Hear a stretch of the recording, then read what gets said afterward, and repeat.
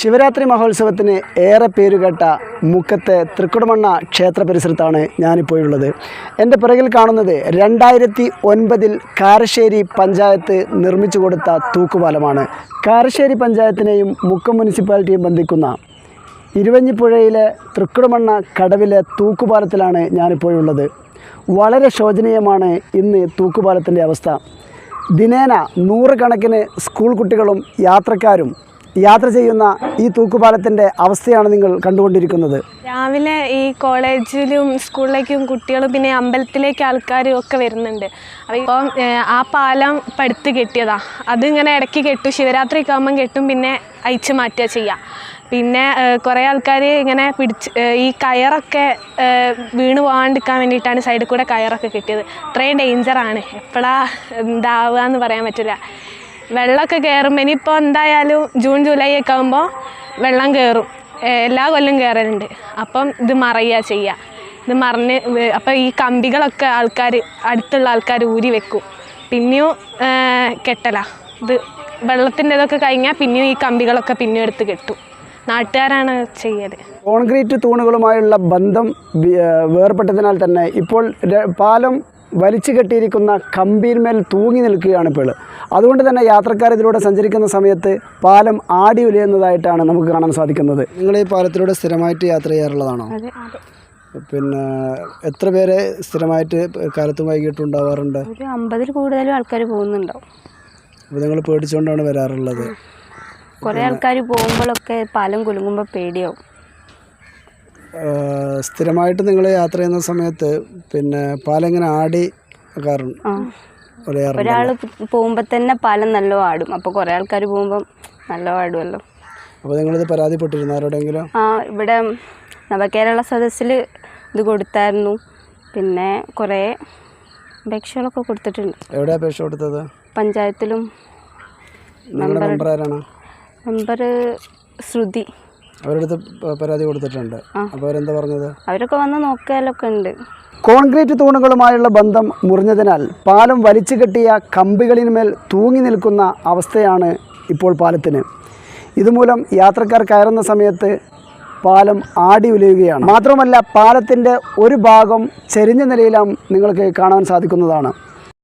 2018 പ്രളയത്തിൽ പാലം, വലിയ പാലവും പോയി, ഇവിടെ ക്ഷേത്രത്തിലേക്കുള്ള ചെറിയ പാലം പോയി.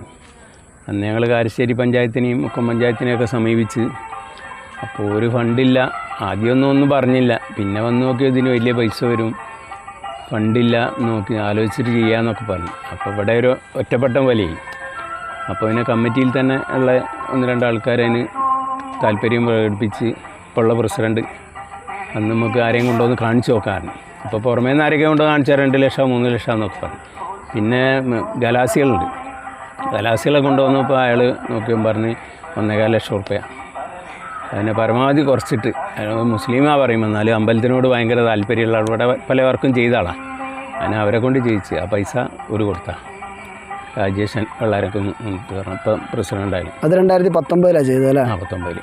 പിന്നെ അതിൻ്റെ ശേഷം അവസ്ഥയൊക്കെ വളരെ മോശമാണ്. 2 ഭാഗങ്ങൾ കണ്ടില്ലേ, ഒക്കെ പിന്നെ വെൽഡിങ്ങൊക്കെ വിട്ടെടുക്കുകയാണ്. പിന്നെ നടക്കുമ്പോൾ പരിചയമില്ലാത്തൊരു ആടും ഇങ്ങനെ പാലം.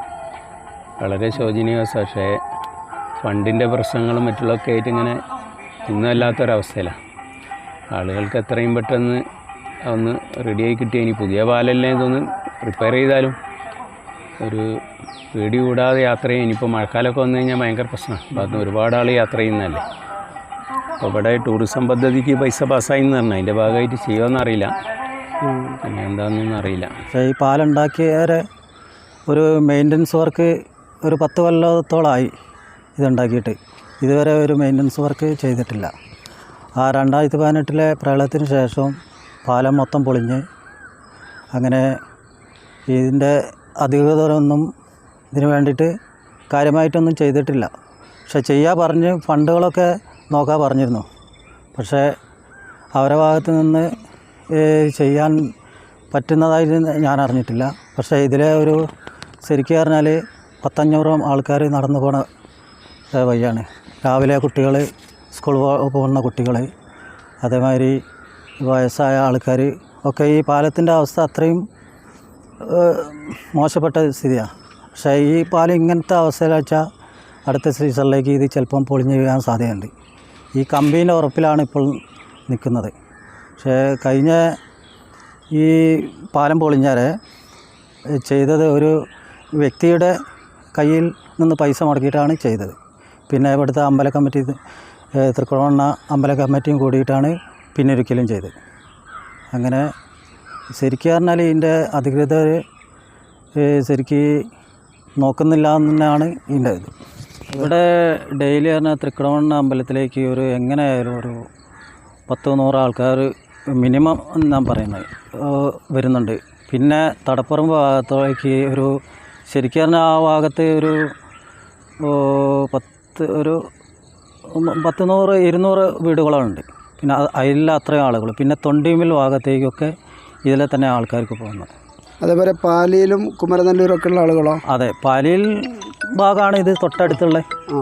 അപ്പോൾ ആളുകൾക്കൊന്ന് മുക്കം ടൗണിലേക്ക് വരാൻ വേറെ ടൗണിലേക്ക് വരണമെങ്കിൽ ഈ പാലം അല്ലെങ്കിൽ ഞങ്ങൾ 2 കിലോമീറ്റർ വണ്ടി ഇല്ലാത്തവർ നടന്നു പോകണം.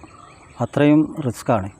പിന്നെ ഈ പ്രളയത്തിൻ്റെ ആ സമയത്തൊക്കെ പറഞ്ഞാൽ ഞങ്ങൾ ഇവിടുന്ന് തടപ്പറമ്പ് കയറിയിട്ട് തൊണ്ടിമല വഴി പോയിട്ട് അങ്ങനെ അഗസ്ത്യമയ വഴി അത്രയും 4-5 കിലോമീറ്റർ ചുറ്റി വേണം പോകാൻ. അപ്പോൾ ശരിക്കൊരു നല്ലൊരു ചെറിയ കോൺക്രീറ്റ് പാലം ഇവിടെ വരികയാണെങ്കിൽ അത്രയും ഈ ജനങ്ങൾക്ക് അത്രയും നല്ലതാണ്. തൃക്കുടമണ്ണ ശിവക്ഷേത്രത്തിലേക്ക് ഭക്തജനങ്ങൾക്കും കാരശ്ശേരി പഞ്ചായത്തിലെ തടപ്പറമ്പ്, പാലിയിൽ, കുമരനെല്ലൂർ പ്രദേശവാസികൾക്ക് മുക്കം ടൗണിലേക്കും എത്തിച്ചേരാനുള്ള ഏറ്റവും എളുപ്പമാർഗ്ഗമാണ് ഈ തൂക്കുപാലം. ഒന്നുകിൽ ഈ തൂക്കുപാലം അറ്റകുറ്റ പണി ചെയ്തുകൊണ്ട് പുനർനിർമ്മിക്കുക, അല്ലെങ്കിൽ നാട്ടുകാർ ആവശ്യപ്പെടുന്നത് പോലെ വാഹന ഗതാഗത യോഗ്യമായ ഒരു കോൺക്രീറ്റ് പാലം. ഈ കാര്യത്തിൽ കാരശ്ശേരി പഞ്ചായത്ത് ഒന്നാമതായും മുക്കം മുനിസിപ്പാലിറ്റി രണ്ടാമതായും സർവോപരി കേരള സർക്കാരിൻ്റെ ടൂറിസം വകുപ്പും ശ്രദ്ധ ചെലുത്തണമെന്നാണ് Mavoor മീഡിയയ്ക്ക് അപേക്ഷിക്കാനുള്ളത്, അഭ്യർത്ഥിക്കാനുള്ളത്.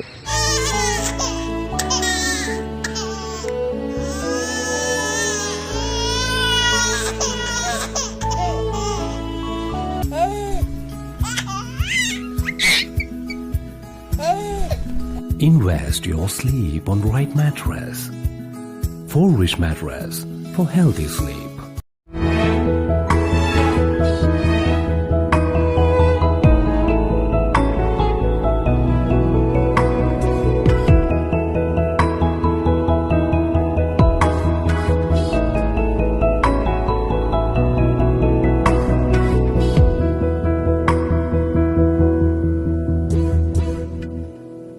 Kadodi Gold and Diamonds, Mavur, Puvattuparambur.